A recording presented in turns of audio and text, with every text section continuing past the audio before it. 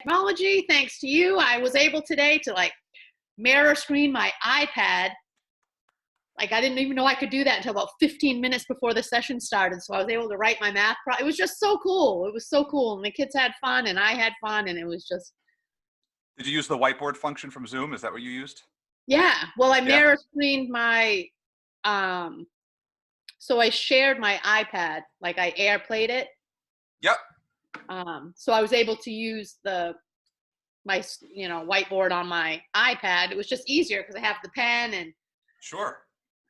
If anybody knows me knows technology is not my thing. So for me, I was pretty proud of myself and the kids loved it too. It is now. I'm coming to you That's for awesome. help. These are our small victories.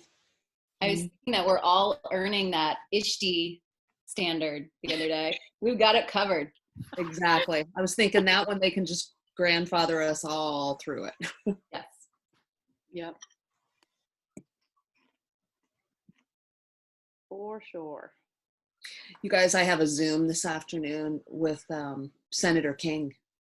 Pretty excited about it. He's going to do civics and government chat with we social studies folks, and I'm looking forward to what he has to share. That's exciting.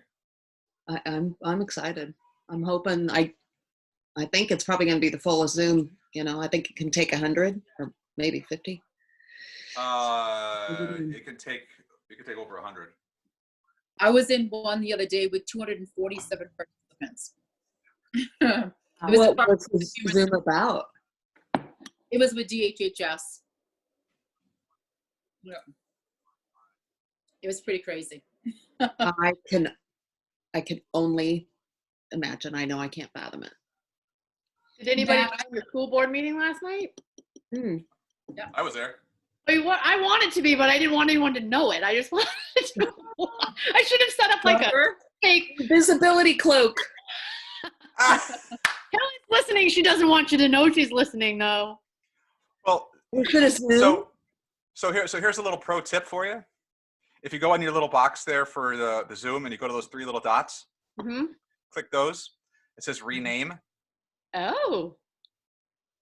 You can change your name on the screen. You could be like, who's that person? That's Kelly. Change your name to DOE auditor. Right. I have an alternate thing, and I just sit in on some meetings. It's pretty interesting. Matt, I had mentioned this at a meeting. I'm not sure that you were part of this meeting that I mentioned it, but there's been a lot of outside interference with some of those DOE trainings or Zoom meetings. Yeah. And so now some of them you have to sign up in advance and they're sending you a link to join. So I wonder if the same thing will happen with this King one today. Yeah. We are, our social studies Zoom, our general office hours one got hacked Friday a week ago, and it was really ugly.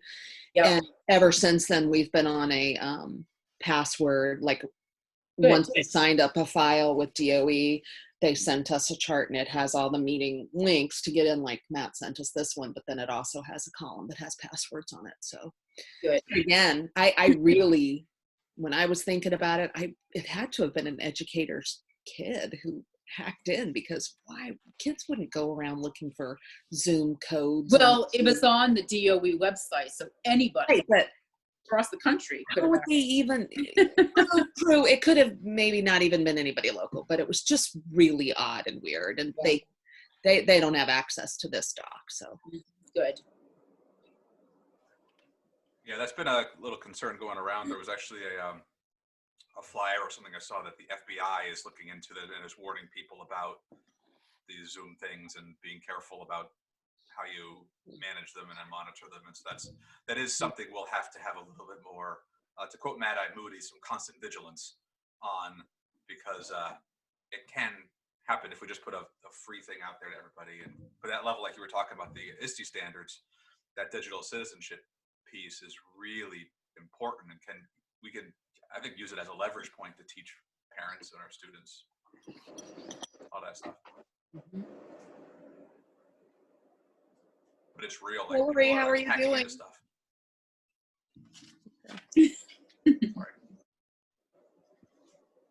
I'm good.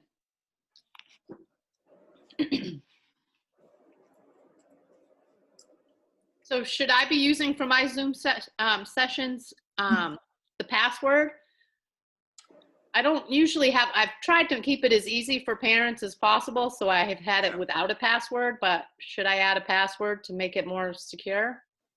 If you're just using the same room link, or if you're just emailing it to your small group of parents, I wouldn't worry about it so much.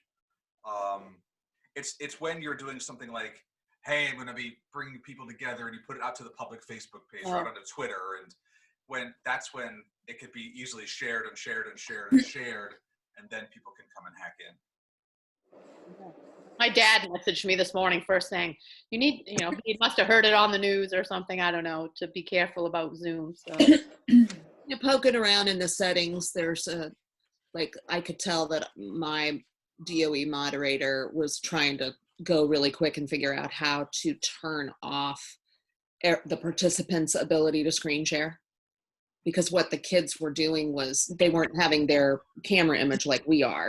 They were sharing what was on their laptop screen, and it was pornographic images that they had retrieved from the web. So he quickly disabled that. And then, and I don't know, I haven't facilitated one of these. So Kelly, you'd know, and Matt, you would know. Do you all get to see the names of the people who are coming in and allow them or not? Yeah, you can do all that kind of stuff. You can, So I think just knowing where those buttons are at a really, if you needed to really quickly, Kelly, was probably all you'd need to worry about. So if you want, I can pull together a quick YouTube video on that and say, here's how you manage a meeting, and here's some just basic tips on that, and here's how you create your settings so you can do it so that when people come into the room, everyone should be muted automatically. They have to unmute themselves, because that's also a major problem when you get a lot of people in a meeting.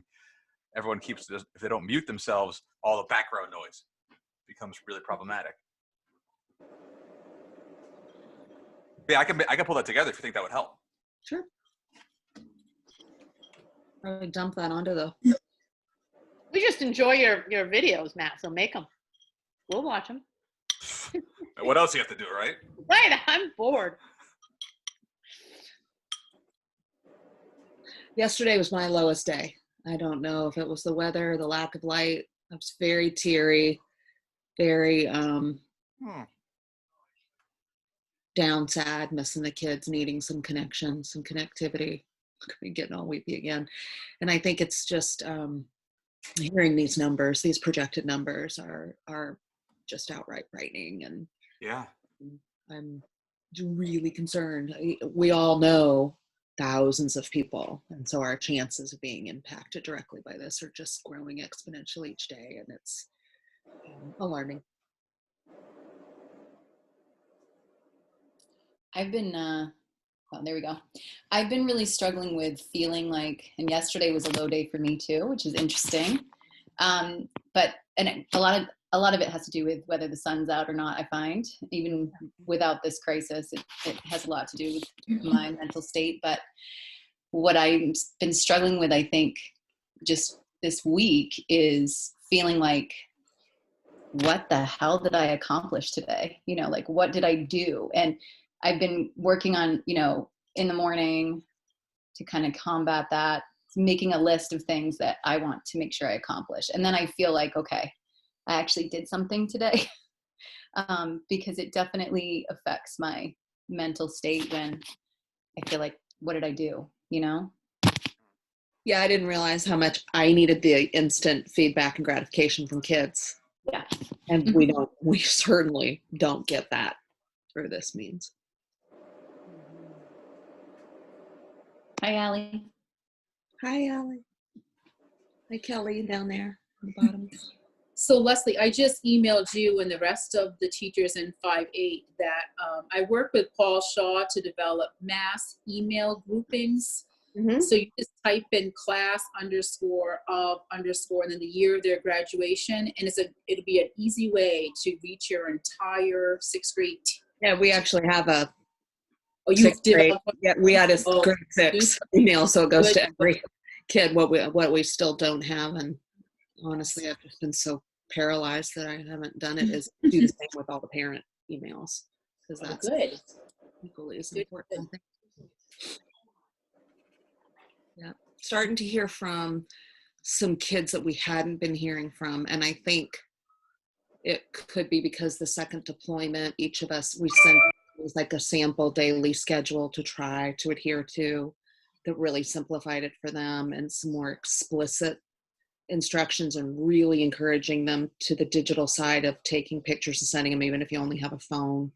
So I did feel good at the end of yesterday that I had some kids who I hadn't seen for 13 days. So that was a gratitude piece yesterday, Hill.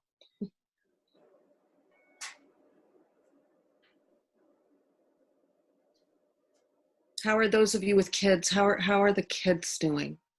Hillary, Allie? My kids are doing pretty good, actually. Basically, our routine is that we have relatively lazy mornings, which is a huge silver lining for all of us through this. But then they do, usually about a couple hours of work before lunch, and then they go outside, or probably not today. It's disgusting outside, but it's been going pretty well.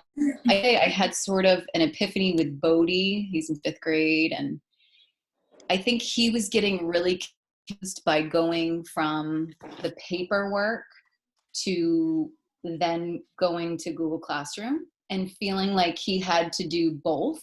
And so he was getting really confused. And my understanding, and correct me if I'm wrong, but my understanding was you can both, of course, but doing one or the other is probably preferable because it just makes things a little bit more clear. And so I said, Bodhi, I think that if you can do everything on Google Classroom and do it that way, you'll be a lot less confused jumping back and forth. And your teachers are going to be happy because they're going to see that you're actually doing it versus just not knowing. So that was something we made a decision about yesterday, is to just do the online work. And so that was something. Yeah, I don't think I even explicitly put in any directions because I gave them a paper copy of everything, but said, obviously, if you have digital, use the digital, but didn't say you only have to do one or the other, because just didn't think to say it. Yeah, I talked about this a little bit at the last time we met on Tuesday, but it's been eye-opening as a parent, and I think for kids too, that this isn't unique to demographics or socioeconomic. Like, this is like the things that people are feeling, like everybody's feeling, you know what I mean? Like, we're living in a home with an administrator and an educator, and several years, we're pretty much have our feet underneath us, and we're still struggling, like day to day, like just there's so many external stressors that are coming into play, that even in a house with 2 educators, the educational academic component of it really has been put on the back burner. I mean, we're doing things every day, and we're trying to create a routine and structure that feels good for everybody. And but it just feels like every day is just, we don't know what to expect as far as how we're feeling emotionally. And Addie and I had that conversation today. I was having a really down day, and then as a parent, like I struggle with that, because you feel like, oh, you've got to put on this front to be strong for your kids so that you're not bringing in your anxiety to the situation. So it's really just been in this house a day by day experience. And what yesterday was like, today's not anything like that. So it's been really eye-opening for me as an educator, going through this through the lens of a parental lens. And that's really all I can say about it, is just, there's so many things that people are dealing with outside of academic that it's just a real funky time to be a parent and an educator.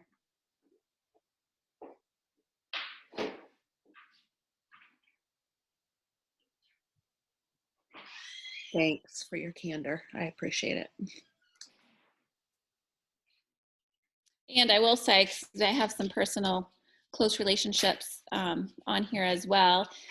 As you know, my sister and I, we've been doing everything together. Well, now my husband is kind of home and working from home. They've kind of shut down shop in his school. And so now that he's going to be home every day and not going out, my brother-in-law is an electrician, so he's kind of one of those essential workers that's still out and about. We've decided to kind of split and be isolated. I'm going to cry talking about it. So it's a grieving process. It really, like, each day is just grieving because now I don't have her, you know, so it's, sorry, I didn't mean to get all emotional, but it's a big deal for people.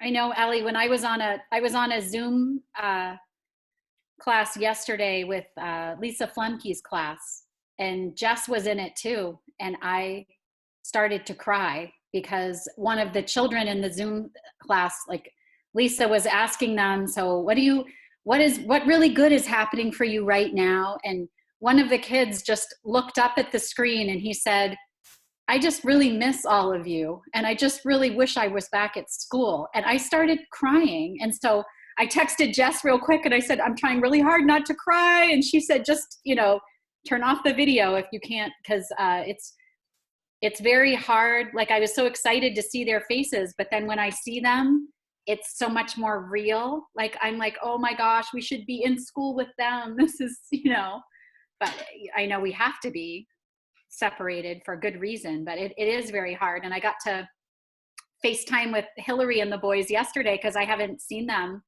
since all this has happened. So that was nice. But I think as families, we need to maintain those contacts because that's what keeps us going. It's really critical. And that the feeling of isolation, we're social beings. We're not designed to be isolated like this. And that's one reason why we chose to work at a school, right? So we'd have those sweet little faces around us all the time. So it's really tricky. And I get what you mean. Every day is a new day at my house too, with the homeschooling thing. Thank God it changes from day to day. So can I ask a question? Because this is all hitting really home for me too. Because Allie, you brought something up about you want to be strong in front of them, and you want to be, and unless you were saying you don't want to, I'm going to cry, so turn it off. To what extent is it either okay or should we be that vulnerable in front of either our students, our own kids? I mean, I've been saying to my daughters, especially my older ones who kind of get it more, that my new mantra is it's okay to not be okay. And we have to just live in that. And I'll tell them, like, I'm sad right now, and but to what extent is it okay to do with our learners, you know, in that way? I honestly don't know. Anyone? That's the first thing I said in my Zoom session this morning is when those kids popped up on the screen, I'm like, you guys, I'm going to cry now. I'm so happy to see you. Like, Allie, I was going to tell you, I need to invite you to one of my math Zoom sessions because it will cheer you up. Brian McNaughton will cheer everybody up, but like, we were playing around the world. I don't know. It was just, I think it probably was more beneficial for me than it was for them, to be honest with you. But so I need to invite you to one of those because it is hard. And it's like this morning I did my live math thing, and Kelly White sent me a picture of Blake with his math book and me on his screen. And I told her, I said, now I'm crying. Like, so we're all just a bunch of crybabies. So thank you for telling me you guys are emotional too, because anybody that knows me knows I'm super emotional anyway. But seeing those kids, if you can join a Zoom, I highly recommend it because those kids will perk you up. Yeah, I would love to do that. Thank you.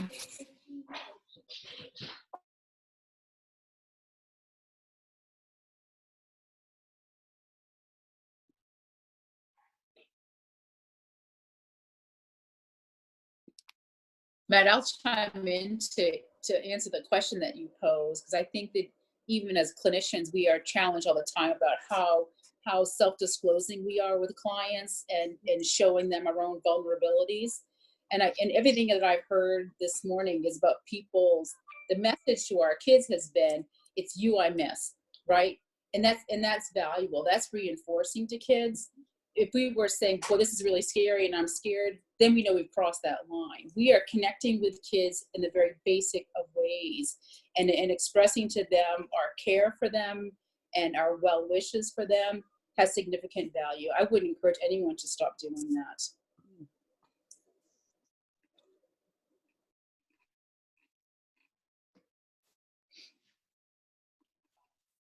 I had one student's parent write to me the other day.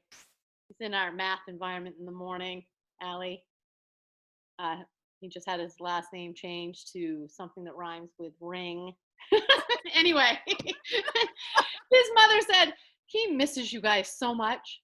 He says, I am not nearly as fun as how they teach it at school. So I'm wondering if when he comes back, maybe he'll be like, okay, this place doesn't suck so bad after. I don't know, it made my day.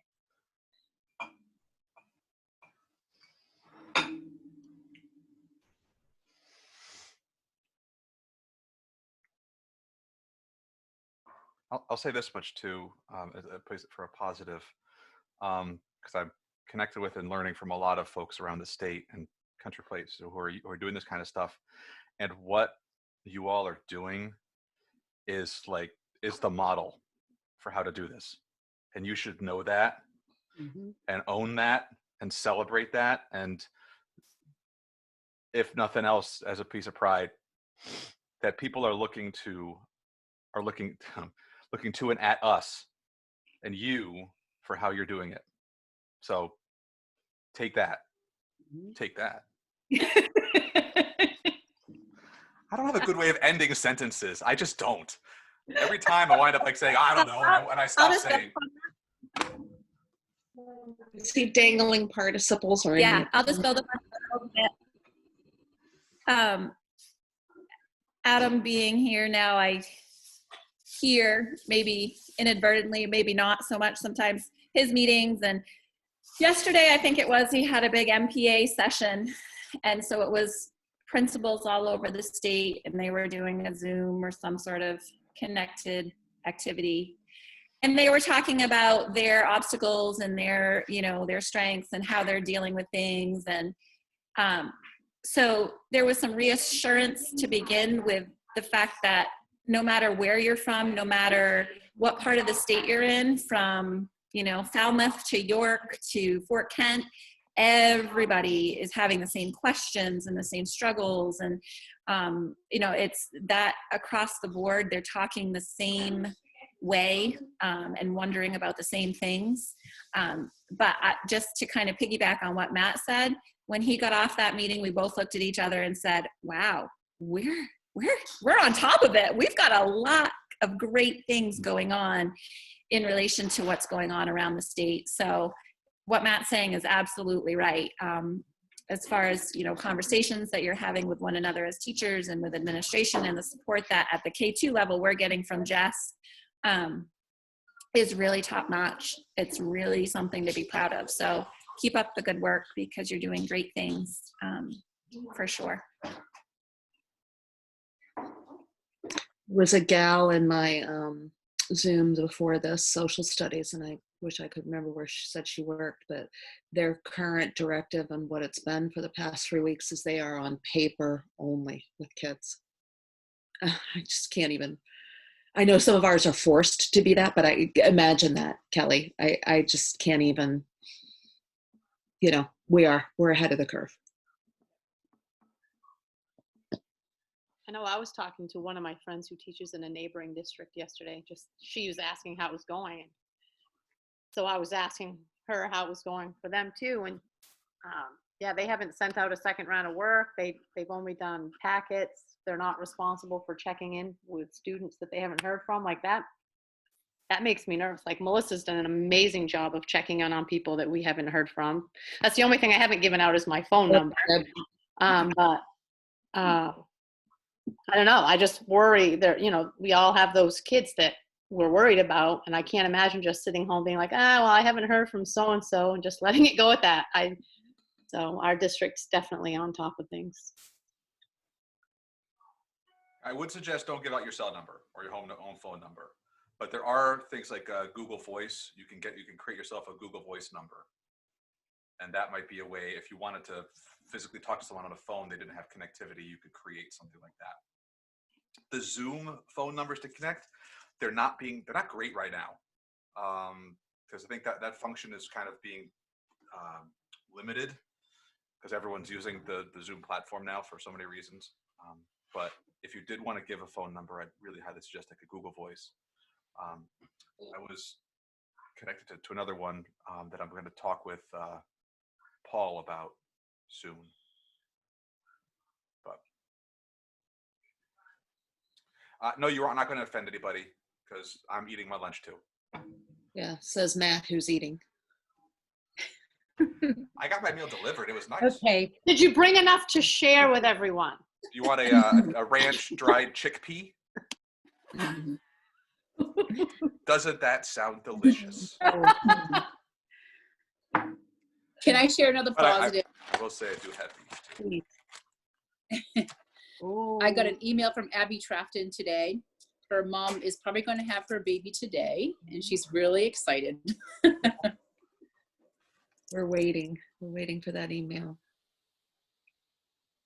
Hope it happens while she and Mackenzie are awake. Oh, so now that I've got my composure, you all have me teary-eyed. I wanted to piggyback a little bit on what Matt and what Kelly said about being proud of our district. And Monday I got to have the grade level Zoom meetings with our 6th grade, 7th grade, 8th grade teams. And one of the things that was brought out, I think it was the 8th grade meeting, was how thankful the teachers are that our district has not taken this hard and fast stance on number of hours they need to be doing Zoom sessions and number of contacts they need to make, and that they have to be in so many professional development sessions every week.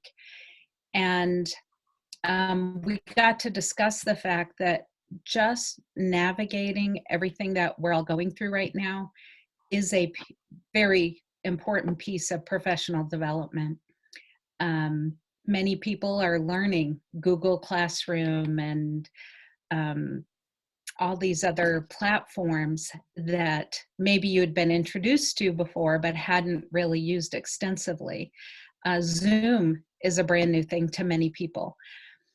And this morning I got an email from Nancy Strauch, and she sent it to Greg and I, and she said, could you guys do a Zoom with me to help me navigate this problem on Google Classroom I just encountered? And so the three of us got on and just worked through that and figured out some troubleshooting ways so that she wasn't getting inundated with emails from kids, and so that kids wouldn't get inundated with emails as well. But just having that opportunity to work through when you encounter a problem and to be able to work through it together and have this kind of a venue to do that with has been such a blessing. But also just kudos to our leadership in our district that you're recognizing we all need to focus on our social emotional health so that we can be there for the kids, and so that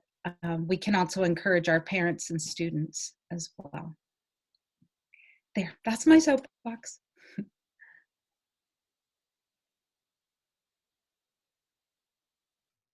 Thank you, Holly. That means a lot to me, at least.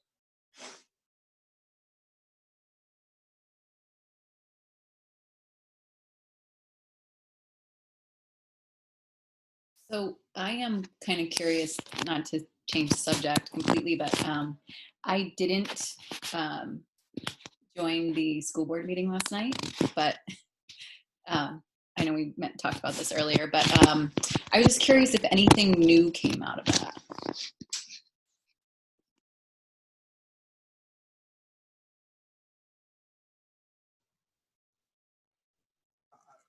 I'll say I don't think so.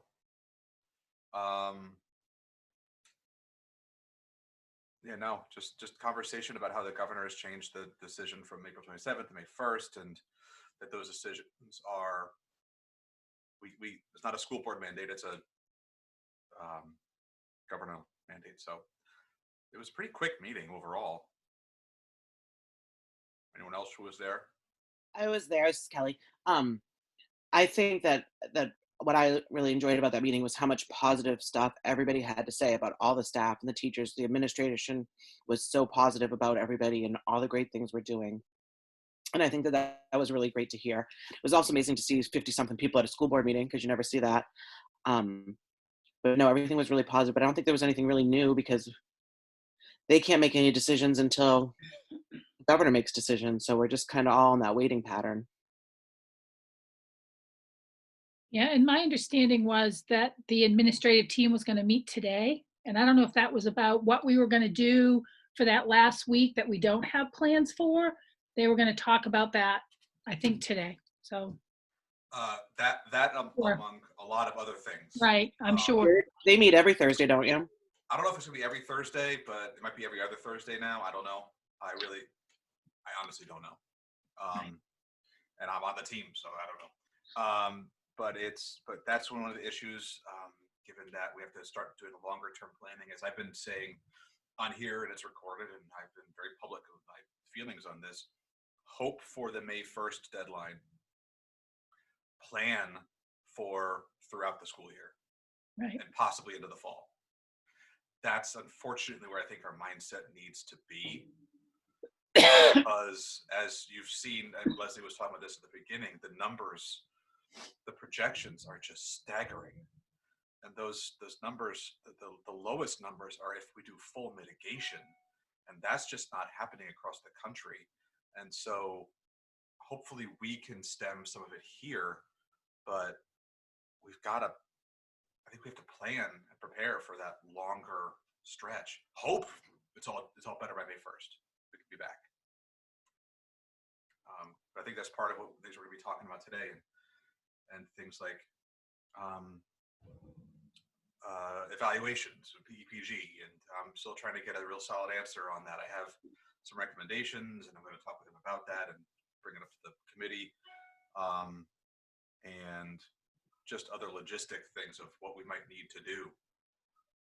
How might we support, and what else are we seeing as a need? So again, if there's anything you want me to bring up, just holler. So Matt, last night was my first opportunity to have been in a board meeting, and I absolutely loved it. And one of the reasons I haven't gone is that I live 40 minutes away. And I'm wondering if Zooming or Skyping or whatever board meetings in the future, once things are back to normal, would be an option, because I would love to attend. I think that it could be an option. There have been some folks who've been saying we could have been doing this all along. For example, you could stream it to Facebook Live, to the Facebook page. You could be, there's some districts who record it and put up full board meetings like the next day on, they use old videotape and uploading capacity. But there's totally ways of doing it. And I think the bigger question is, to what extent is all of this whole paradigm that we're in right now going to change how we view interaction and how we view connection in that way? And I think that if the school board starts seeing that people are attending and more people are able to attend because it's so much more convenient for families to do it that way, maybe they will want to do it that way. And if the mass of people say stuff like, hey, can you actually make this more available? We've now learned we can do it. Can we actually make it happen? It totally can. I think it's just too soon to tell. I think yesterday was some of the board meetings' first time ever using Zoom. So, but I can't guarantee that. Allie, did you say Adam was in an MPA meeting? Yeah, he had one yesterday via Zoom. Anything change or update for spring? No, nothing. No new updates. It was more around like statewide, how are you dealing with, your outreach? What is your instruction look like? Grading practices. It was more just roundtable. I know spring coaches were allowed to talk to their athletes starting Monday, so I was just curious if anything else was. No, nothing. Okay, thanks.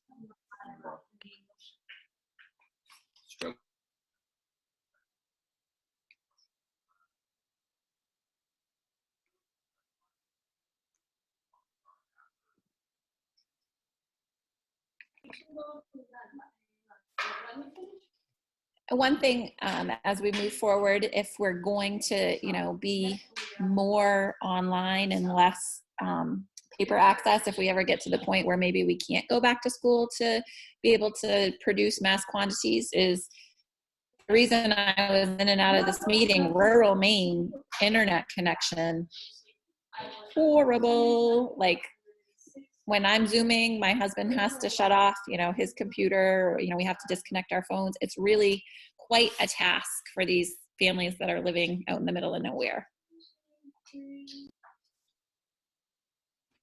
Yeah, I wish I had $1 for every time I've yelled, "Get off the internet," because, someone's doing something, or, even when they're doing work, or maybe they're playing a game, and it's a constant battle for internet access here. And I'm not all that far out of town, but it's just, I feel like, and even my phone service has gotten worse. I just feel like because so many people are using it, it's got to be a complete drain on the system. I don't understand how these things work anyway, but that's my assumption anyway. Yeah, my husband is an IT member at University of Maine at Orono, and he's been remote all week, and we are just sometimes snapping at each other. I'm having to really suck it up and apologize. And so last night I said, I have Zoom starting at 11 tomorrow, and it goes all the way till 4. So figure it out, but I hear him in there. He's on one in the other room. So I'm probably chopping in and out. It's a huge battle. Huge. I'm just hoping that the legislators now realize that the internet is not a frivolity, but it's a utility, and start doing more to get broadband everywhere. There's been a big push of that over the last couple of years. But it's still very slow going because it costs a lot of money. And so people don't want to pay it, and they don't want to pay the money to do it, especially for folks where the population might be lower. But the reality is it's a utility, and it should be looked at that way. I think Heather Doherty has to get in her car and take the boys and her laptop and go sit in the Ridgeview parking lot because her husband's using all the bandwidth at home. And she laughs about it every night, but it's true. She's sitting in front of the school with her kids on their laptops to do their math Zoom. And I was reading a story about that, how so many kids are learning in parking lots, because that's what's happening across the state and country. It's the best places for Wi-Fi.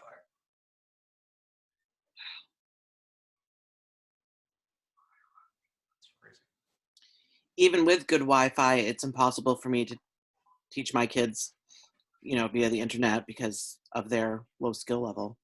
So I talk to my parents every day and send work home. Sure.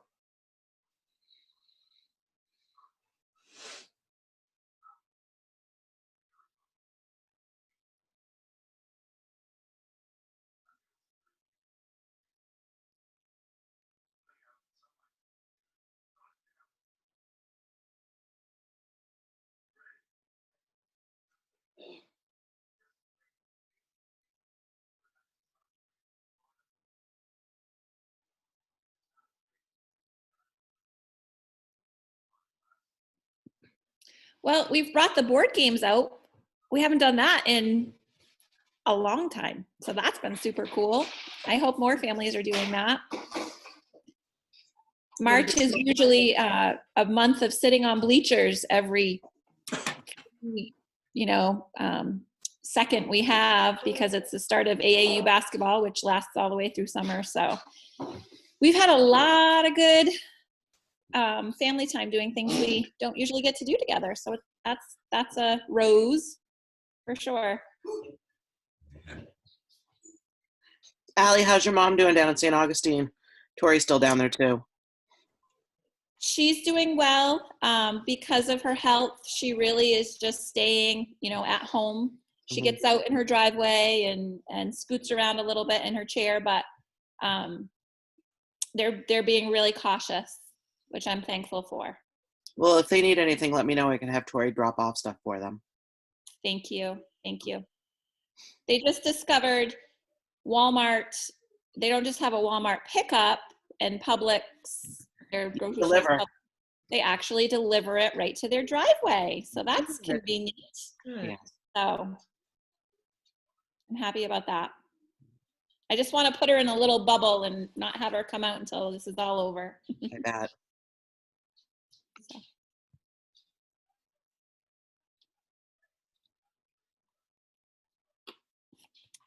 Teachers, you want to say hi? What do you guys think are the possibilities that families have cards and dice at their home? I think if they've got beer, they've got both. Okay, because I was thinking, Allie, more in the, like that learning menu that I sent you that I found online at the DOE literacy one. One of the schools has made something similar, not so much with cards, but learning menus for their students in literacy because they can't get into their schools. So everything they need is there. So they created these alternative menus. When I get to the link, I have to explore it. I'll send it to you. It may be something, depending again on whether or not we can get in, it might be something that we could use with the teachers that, we work with as well. So. Have any of you heard the story about the Wymans? I was just going to share it. Go ahead, Debbie, share it. Oh, so anyway, Kathy's husband came, I forget his name, and I'm just blanking on it right now. I know it, but Melvin. Thank you, Melvin. He came to Kevin with an idea and said, what if we purchased, along with sending out the food and the work, what if we could find ways of sending out board games and decks of cards and other things like that to families? And so he did like a local GoFundMe thing and raised over $1,600. And then so went down to Rennie's and spent $1,600, bought $1,600 worth of board games and things, and is working out a way for distribution across the district, which is an amazing, amazing thing. So. Yep. It's a lot of value in board games. Yeah. Social, emotional skills, thinking skills. With my first grader, that's one of the things I've been doing. That's how we do a lot of our math. That's how we do a lot of our literacy stuff. We did sketchnoting the other day with Pictionary. And so it was, they're really important. Yeah, I also wonder, because I saw something on Facebook and Twitter that made me think, I can't remember which one, but it was basically stating as the weather gets warmer and we get closer to the middle of May, end of, June, how many parents will stick with the learning or just say the heck with it and the kids get earlier summer. And we don't have any control over that either. So it was just an interesting thought. I hadn't thought about that, sticking with education until June 13th or whenever we're supposed to go. So.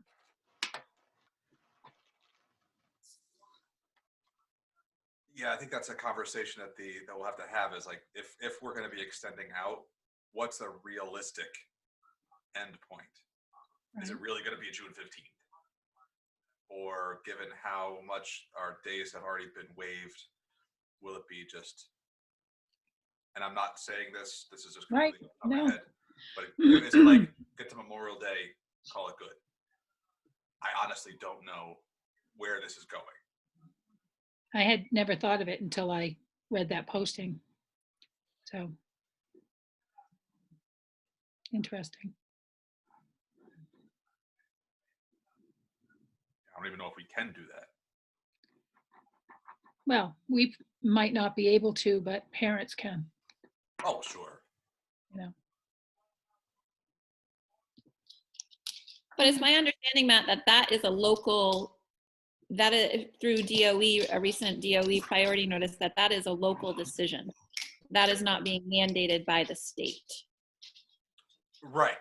So as of right now, it's totally a local thing, so that we can decide when that is. And I think all the days are being that are affected because of the COVID-19 are being waived. Right. And I think I read something along the lines of even the total number of days isn't going to be held accountable as well. Don't quote me on that. Right. No, but I'm pretty sure that's what it said. There's currently no minimum amount of That's what it was. days that the state is requiring. So, Thank and you. it could be as simple as board minutes as your evidence of decision, I think.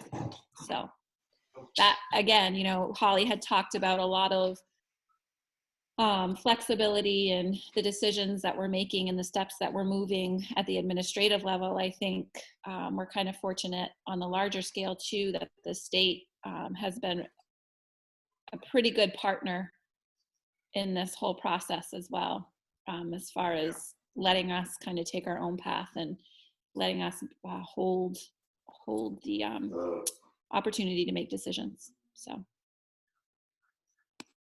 The other thing that came up today at the DOE meeting, again, it was for K-5 literacy, was teachers starting to think about what if this comes around again, because there's some talk about this might come back, and what if we have to be out of school for a certain amount of time again. And so they're starting, it was a small group, about 30 teachers, but the conversation around what's our mindset for if this does happen in the fall. And some of them were talking about even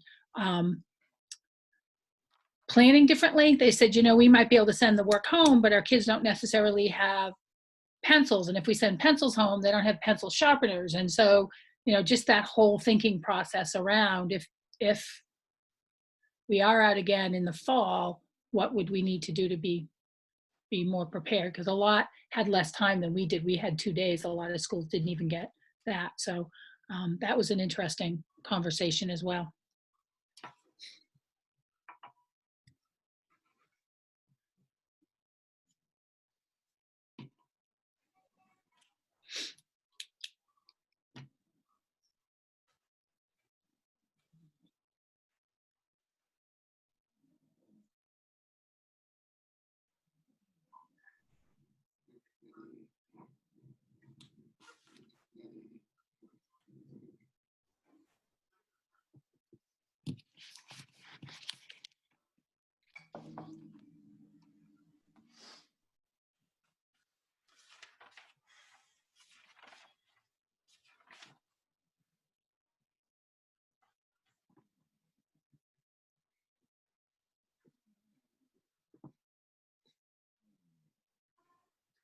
Anybody have one of those daylight sunlight lamps?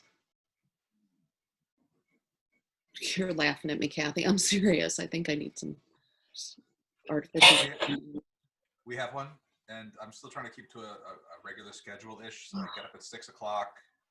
I try to go. I do either walk on the treadmill or I go for a walk with my dog, and then while I'm getting ready for a shower or not, we have it there, and I just turn it on for 30 seconds to a minute. I guess it's supposed to be like this most of the week, or like for a few more days, and I just need something. I was definitely not laughing at you. I was smiling in joint Okay. whatever with you. Yeah. Allie, maybe your mom can bottle up some sunshine and send it our way. Yeah, that's one thing that I'm thankful for is she has that, because her body sure needs it. I mean, we all need it, but yeah, especially. I definitely have been increasing my D3 supplement. Not that increasing every makes up for it, but Yeah, my mother-in-law lives in Hawaii and was being extremely dramatic the other day about how their air conditioner was broken. And we were in the middle of a snowstorm. So I tried to bring her some perspective with that. I mean, the hardship, you know? Rats, go sit in the ocean. Right. Right. Wow.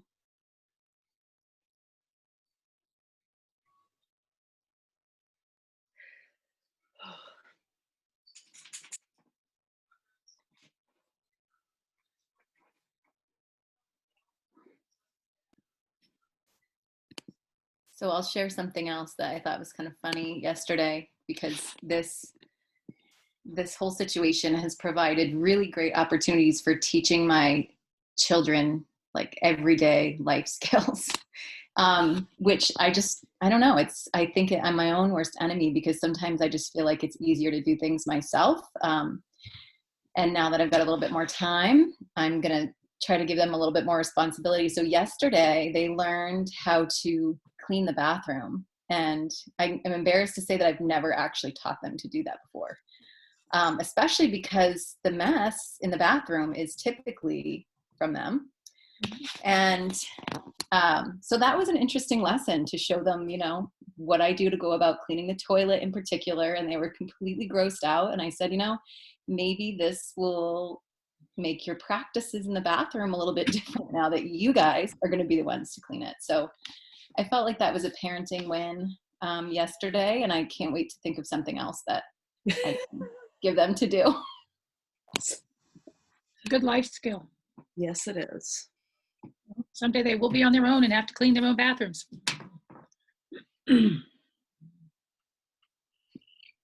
Darn it, I missed the whole story. I thought you'd fallen. I'm like, oh, look, Allie fell asleep. But no, she just froze with her eyes shut. I think the Cliff Notes version is Hillary's got a gross bathroom. Well, you got boys. It's easy. I don't know. I have 2 girls, and their bathroom is atrocious. So they try to clean it every week. Try. Okay. That's funny, though.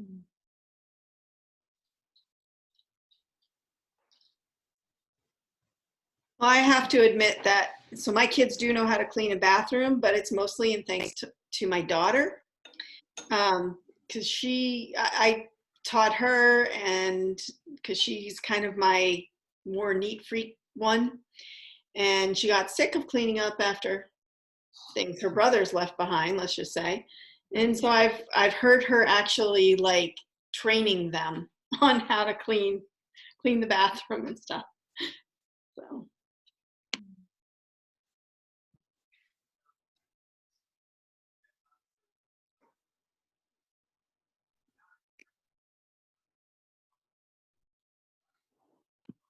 Another thing that happened yesterday that was pretty cool is my kids took some time in the afternoon, and they're not huge gamers, but this is the first time that I kind of figured out what was going on. So this time, their friends, while they're all playing a game. Uh-oh, it says internet. Can you guys hear me? Mm-hmm. This is constant. Yeah. So anyway, it was fun to sit in the other room and eavesdrop, as I do often, but just listen to them interacting socially with their friends, because they really have. Addie and Bodie have talked a couple times, but it was cool for them to have that time.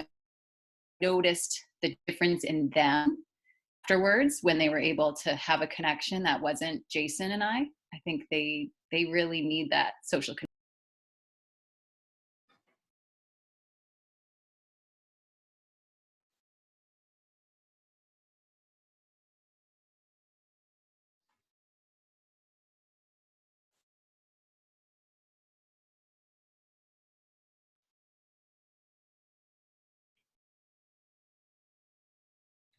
Well, folks, it's been an hour.